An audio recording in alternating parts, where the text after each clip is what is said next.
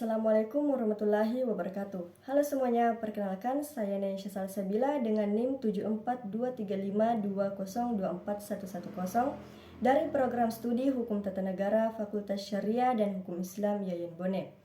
Pada kesempatan ini saya akan menyampaikan video reaksi sebagai bagian dari tugas mata kuliah Sosiologi dan Antropologi Hukum yang diampu oleh Bapak Arianto Ardiansyah SIP MSI.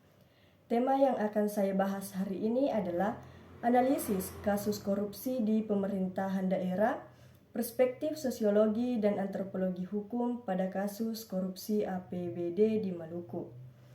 Sumber analisis dalam video ini adalah kasus terbaru dugaan korupsi dana hibah pembangunan masjid di Kabupaten Maluku Tenggara, yang menjadi representasi nyata penyalahgunaan anggaran APBD di tingkat lokal.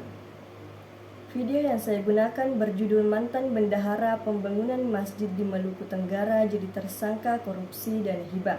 Diunggah di YouTube oleh kanal Karang TV Ambon. Video ini melaporkan bahwa mantan bendahara panitia pembangunan Masjid Nurul Jannah Ohoi Nerong berinisial MFB telah ditetapkan sebagai tersangka oleh Kejaksaan Negeri Maluku Tenggara atas dugaan penyalahgunaan dana hibah dari anggaran daerah APBD Kabupaten Malra tahun 2022.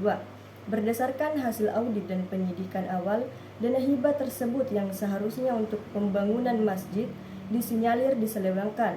Sebagian besar anggaran tidak terrealisasi sesuai peruntukan dan terdapat kerugian keuangan negara diperkirakan mencapai 515 juta. Sebelum masuk ke analisis, mari kita saksikan apa yang diungkapkan dalam video tersebut. Jaksa tetapkan MFB tersangka penyalahgunaan dana hibah. Kejaksaan Negeri atau Kejari Maluku Tenggara resmi menetapkan mantan bendahara panitia pembangunan Masjid Nurul Jannah Ohoi Nerong berinisial MFB sebagai tersangka dalam kasus dugaan penyalahgunaan dana hibah pembangunan masjid tersebut pada tahun anggaran 2022. Kepala Seksi Intelijen Kejari Maluku Tenggara, Avel Heizer, menjelaskan bahwa penetapan tersangka terhadap MFB dilakukan oleh tim penyidik berdasarkan surat penetapan tersangka yang dikeluarkan oleh Kepala Kejaksaan Negeri Maluku Tenggara. Penetapan ini merujuk pada dua alat bukti yang cukup serta keterangan saksi-saksi yang telah diperiksa dalam proses penyidikan. Berdasarkan dokumen perencanaan anggaran pembangunan Masjid Nurul Jannah Ohoi Nerong tahun 2022 bersumber dari anggaran pendapatan dan belanja daerah atau APBD Kabupaten Maluku Tenggara. Pemerintah daerah menyetujui alokasi dana hibah sebesar 1 miliar rupiah yang dicairkan dalam 2 tahap melalui rekening Bank Maluku atas nama Panitia Pembangunan Masjid Nurul Jannah dengan nomor rekening 0202301231. Sebagai bendahara, MFB bertanggung jawab atas pembelian bahan material untuk pembangunan masjid. Namun ia diduga tidak dapat melengkapi bukti pembelanjaan yang sah serta tidak menyusun laporan pertanggungjawaban secara lengkap. Selain itu, MFB diketahui menarik dana hibah secara tunai tanpa sepengetahuan ketua panitia pembangunan. Akibat perbuatannya, proyek pembangunan masjid tidak selesai sehingga masyarakat tidak mendapatkan manfaat dari rumah ibadah tersebut. Berdasarkan hasil audit Inspektorat Kabupaten Maluku Tenggara yang ditandatangani oleh PLT Inspektur Silver M. Leatenia, kerugian negara akibat kasus ini mencapai lebih dari 515 juta rupiah. MFB dijerat dengan pasal 2 ayat 1 dan pasal 3 junto pasal 18 ayat 1, 2, dan 3 Undang-Undang Nomor 31 Tahun 1999 tentang pemberantasan tindak pidana korupsi yang telah diubah dengan Undang-Undang Nomor 20 Tahun 2001. Saat ini MFB telah ditahan di Lembaga Pemasyarakatan atau Lapas Kelas 2B Tual di Langgur, Maluku Tenggara selama 20 hari. Terhitung sejak 25 Februari hingga 16 Maret 2025, penahanan ini berdasarkan surat perintah Kepala Kejaksaan Negeri Maluku Tenggara dengan nomor print 01-Ki-1-19-FD-2-02-2025. Setelah menonton video ini, saya merasa prihatin bahwa dana publik yang bersumber dari APBD dan diperuntukkan untuk kepentingan masyarakat bisa diselewengkan dalam bentuk korupsi. Saya merasa kecewa bahwa alih-alih digunakan untuk membangun sarana ibadah dan melayani kebutuhan umat, dana tersebut tersedot oleh oknum sehingga manfaat publik hilang. Hal ini menunjukkan bahwa meskipun anggaran sudah dialokasikan secara formal, Penyalahgunaan tetap mungkin terjadi jika pengawasan dan akuntabilitas lemah. Sebagai warga negara dan mahasiswa hukum, saya merasa bahwa kasus ini bukan hanya soal uang yang hilang, melainkan soal kepercayaan publik, keadilan sosial, dan integritas penyelenggaraan negara.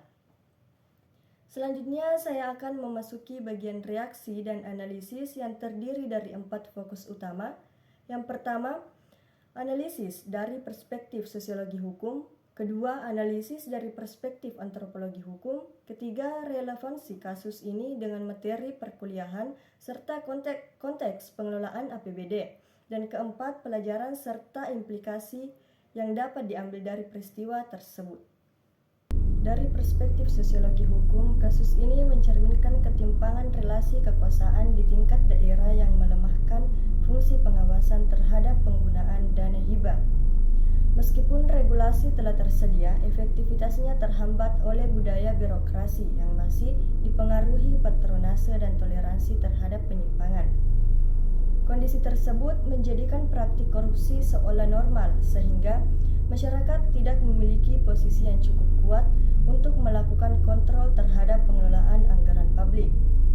Sedangkan dari perspektif antropologi hukum, kasus ini mencerminkan bahwa budaya lokal dan pola relasi sosial di Maluku Tenggara berperan dalam membentuk cara pengelolaan dana publik. Toleransi terhadap kelonggaran administrasi serta kedekatan antara aktor birokrasi dan masyarakat dapat membuat penyimpangan dianggap wajar secara sosial.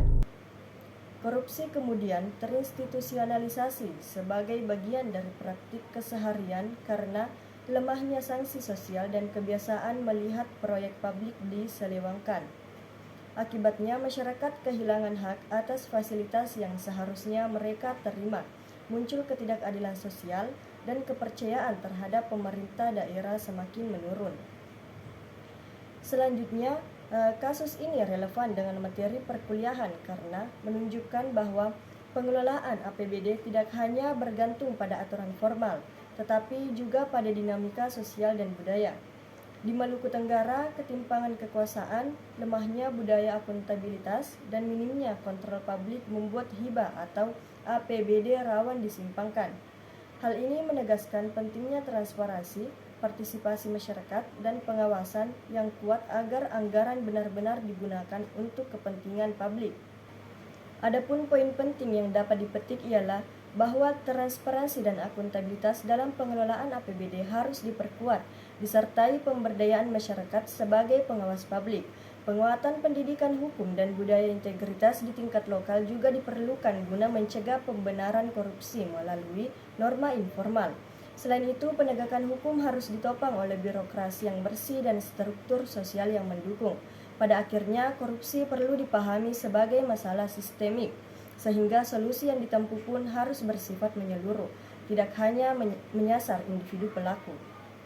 Sebagai penutup, saya mengajak kita semua, terutama mahasiswa hukum, masyarakat sipil, dan pemangku kebijakan untuk memahami bahwa korupsi APBD bukan hanya soal dana hilang, tetapi soal keadilan sosial, kepercayaan publik, dan masa depan demokrasi di daerah. Kita tidak cukup hanya mengekam secara moral, tetapi perlu mendorong transparansi, partisipasi publik, pendidikan integritas, dan reformasi struktur supaya anggaran publik benar-benar bisa digunakan untuk kesejahteraan masyarakat, bukan kepentingan segelintir orang. Semoga refleksi terhadap kasus ini menjadi panggilan bagi kita semua untuk berperan aktif dalam mendorong akuntabilitas, keadilan, dan integritas di pemerintahan daerah. Terima kasih telah menonton dan sampai jumpa. Wassalamualaikum warahmatullahi wabarakatuh.